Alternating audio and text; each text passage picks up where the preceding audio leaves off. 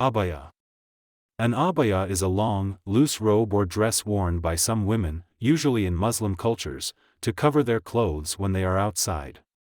It is often black and helps women dress modestly. Fatima wears her abaya when she goes out with her family to the market. Fatima wears her abaya when she goes out with her family to the market. In some countries, the abaya is a common outfit for women because it covers their clothing. In some countries, the abaya is a common outfit for women because it covers their clothing.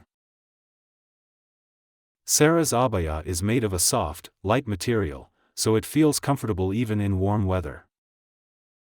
Sarah's abaya is made of a soft, light material, so it feels comfortable even in warm weather.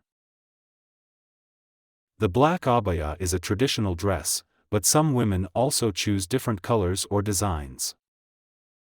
The black abaya is a traditional dress, but some women also choose different colors or designs.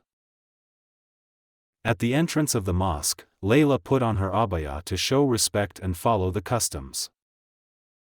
At the entrance of the mosque, Layla put on her abaya to show respect and follow the customs.